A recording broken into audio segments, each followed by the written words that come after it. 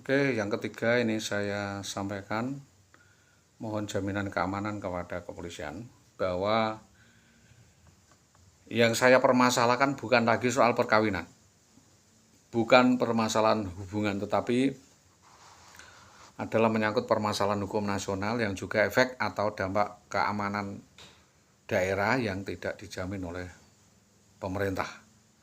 Terutama adalah persoalan keamanan wilayah dan stabilitas keluarga saya, jiwa saya.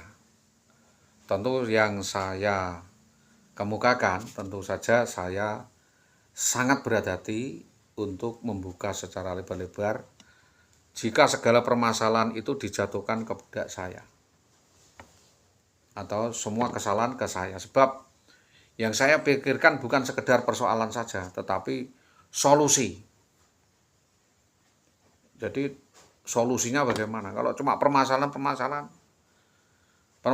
yang kompleks ini makin direkayasa, makin dalam, makin jauh, makin panjang. Dan ini akan menjadi komoditi. Dan keterlibatan ada provokator-provokator yang menghasut. Jadi nambah-nambah perkara. Merusak suasana keluarga saya dan itu standpoint intelligence position. Itu stand intelligence position. Itu nanti hubungannya dengan intelijen.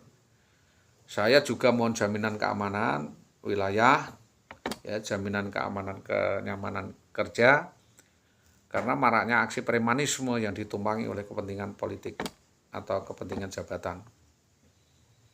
Ada jabatan tertentu kan ada politiknya.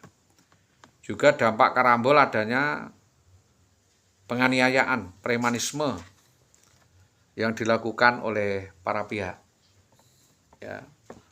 Terus pemukulan beramai-ramai, ya, kemungkinan keterlibatan ada orang lain. Mohon pengawalan dari semua permasalahan saya ini,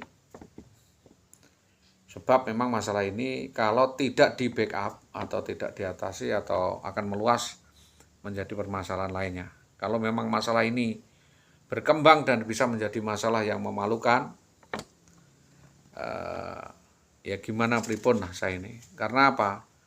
Yang mengalukan pelanggaran hukum itu seorang pejabat. Dan ada oknum polisi di situ. Seakan-akan memang temannya melindungi. Jadi ada keramanisme yang dilakukan oleh orang-orang di sekitar saya. Ya.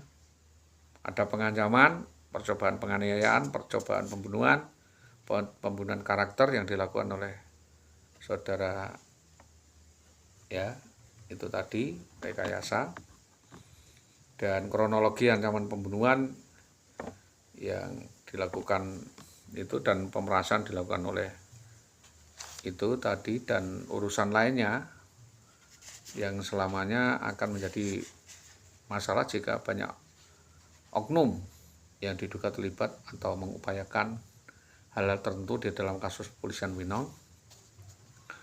Sementara saya memperingatkan kalau memang dikasih yang halus-halus, ya kita ikuti cara yang halus. Saya kira kelician-kelician yang dilakukan oleh saudara Wiwi itu lebih karena kanker, ya.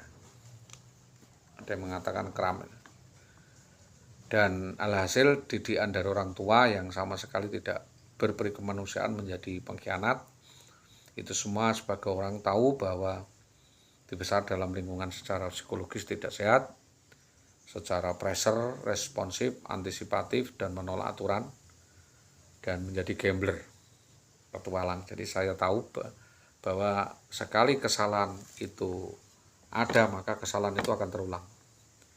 Dan dia tidak pernah akan mengakui kesalahannya dan akan semakin dalam dilakukan, dan itu tidak ada perasaan malu atau yang berlebih-lebih sehingga melanggar adat sekalipun itu dianggap suatu hal yang biasa.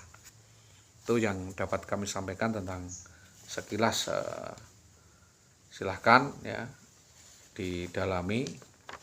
Kalau memang itu menjadi permasalahan bersama, paling tidak kita sudah berusaha atau berupaya untuk menyampaikan secara garis besar, agar supaya nanti secara koordinatif, konspiratif, Babin Kamtibmas, ya, terutama, dan intelijen di Polsek ya Bus dapat mencermati, karena ini peristiwa kemasyarakatan, tentu kami tidak ingin hal ini berkepanjangan. Demikian apa yang dapat kami sampaikan atas kerjasama yang baik.